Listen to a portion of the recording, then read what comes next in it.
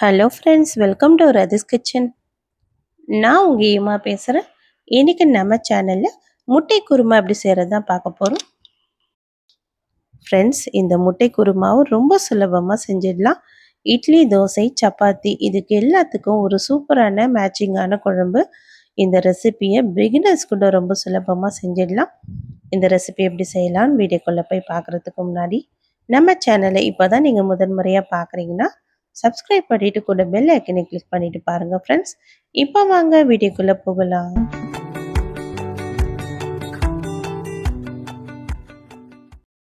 Friends, இந்த முட்டை குருமா செய்கிறதுக்காக இப்போ ஸ்டவ்வில் ஒரு கடாயை வச்சுக்கலாம். இந்த கடாயை சூடானோடனே இதில் 2 ஸ்பூன் அளவுக்கு எண்ணெய் சேர்த்துக்கலாம்.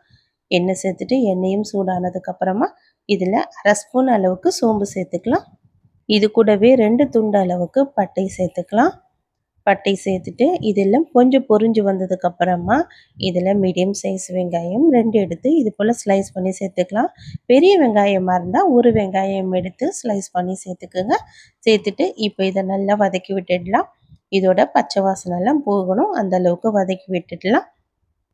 இந்த வெங்காயம் ஓரளவுக்கு வதங்கி வந்ததுக்கப்புறமா 2 மீடியம் சைஸ் தக்காளி சேர்த்துக்கலாம். பெரிய தக்காளியாக இருந்தால் ஒரு தக்காளி எடுத்தால் போதும். சேர்த்துட்டு இதையும் ஒரு நிமிஷத்துக்கு வதக்கி விட்டுடலாம். இந்த தக்காளி கொஞ்சம் சாஃப்டாகி வரணும், அந்தளவுக்கு வதக்கி விட்டால் போதும். இது நல்லா ஒரு நிமிஷம் வதங்கி வந்ததுக்கப்புறமா 1/2 ஸ்பூன் அளவுக்கு கசகசா, இது கூடவே 5-6 முந்திரி பருப்பு, 2 ஸ்பூன் அளவுக்கு உடைத்த கடலை சேர்த்துக்கலாம். சேர்த்துட்டு இப்போ நம்ம இதை ஆறுனதுக்கப்புறம் ஒரு மிக்ஸி ஜாரில் சேர்த்துக்கலாம். இதெல்லாம் சேர்த்துட்டு இது கூடவே 2 தேங்காய் பத்தை அளவுக்கு தேங்காவை சின்ன சின்னதாக கட் பண்ணிவிட்டு சேர்த்துக்கலாம். இது கூடவே கொஞ்சமாக தண்ணி சேர்த்துட்டு நல்லா பேஸ்ட்டாக அரைச்சி எடுத்துக்கலாம். இப்போ அது அப்படி இருக்கட்டும். அடுத்ததான் நம்ம குருமா தாளிக்க போகிறோம். தாளிக்கிறதுக்காக இதில் 2 ஸ்பூன் அளவுக்கு எண்ணெய் சேர்த்துக்கலாம். எண்ணெய் சூடானதுக்கப்புறம் 1/2 ஸ்பூன் அளவுக்கு சோம்பு சேர்த்துக்கலாம். சோம்பு பொரிஞ்சு வரட்டும். பொரிஞ்சு வந்ததுக்கப்புறம் நம்ம அரைச்சி வச்சுருந்தோம்ல இந்த வெங்காயம், தக்காளி, தேங்காய் அந்த பேஸ்ட் எடுத்து இப்போ நம்ம அப்படியே இந்த கடாயில் சேர்த்துக்கலாம். இப்போ மிக்ஸி ஜாரை அலசி ஒரு 100 ml அளவுக்கு மட்டும் தண்ணி சேர்த்துட்டு இப்போ இதுக்கு தேவையான அளவுக்கு உப்பு சேர்த்துக்கலாம். இந்த குருமாக்கு எந்த அளவுக்கு உப்பு தேவையோ அந்த அளவுக்கு நான் இப்போவே சேர்த்துட்டேன். இது கூட 1/4 ஸ்பூன் அளவுக்கு மஞ்சள் தூள், 1/2 ஸ்பூன் அளவுக்கு கரம் மசாலா சேர்த்துக்கலாம். சேர்த்துட்டு இது கூடவே குழம்பு மிளகாய் தூள் 2 ஸ்பூன் அளவுக்கு சேர்த்துக்கிறேன். உங்களுக்கு எந்த அளவுக்கு காரம் சாப்பிட விருப்பமோ அந்த அளவுக்கு நீங்கள் கூட குறைய மிளகாய் தூள் சேர்த்துக்குங்க. சேர்த்துட்டு இப்போ நம்ம இந்த ஈரப்பதத்திலேயே நல்லா கலந்து விட்டுடலாம். இது போல் கலந்து விடும்போது இந்த மிளகாயோட நெடியெல்லாம் குறைஞ்சி வரும். இந்த வெங்காயம், தக்காளி, தேங்காய் இதெல்லாம் அரைச்சோம்ல அந்த பேஸ்ட்டோட நம்ம சேர்த்துருக்க மிளகாயோட மசாலாலாம் நல்லா மிக்ஸ் ஆகி வரணும். இது போல் நல்லா எண்ணெய் பிரிஞ்சு கொதிச்சு வருதுல இந்த அளவுக்கு வந்ததுக்கப்புறமா இதில் 200 ml கிட்ட தண்ணி சேர்த்துக்கலாம். தண்ணி சேர்த்துட்டு இதையும் ஒரு முறை நல்லா கலந்து விட்டுக்கலாம்.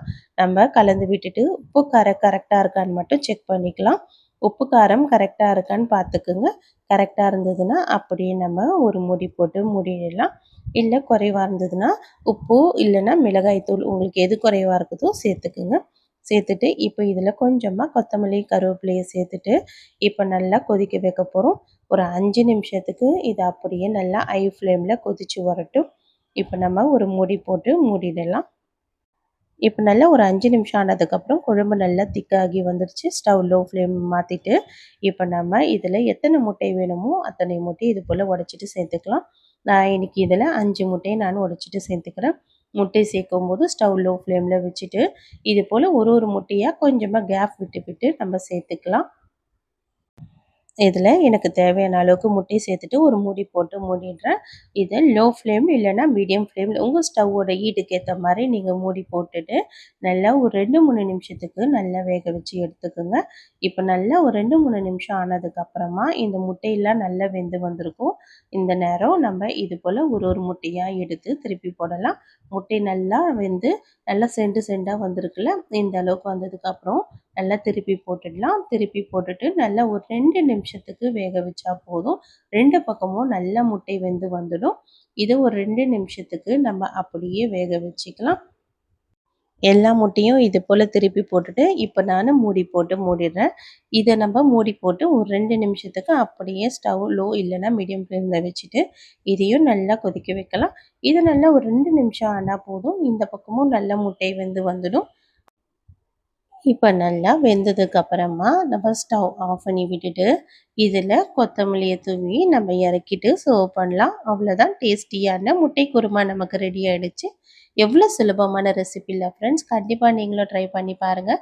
இட்லி, தோசை, சப்பாத்திக்கெல்லாம் எப்போவுமே ஒரே மாதிரி குழம்பு ரெடி பண்ணாமல் இது போல் முட்டை குருமாவும் ஒரு முறை ட்ரை பண்ணி பாருங்கள்.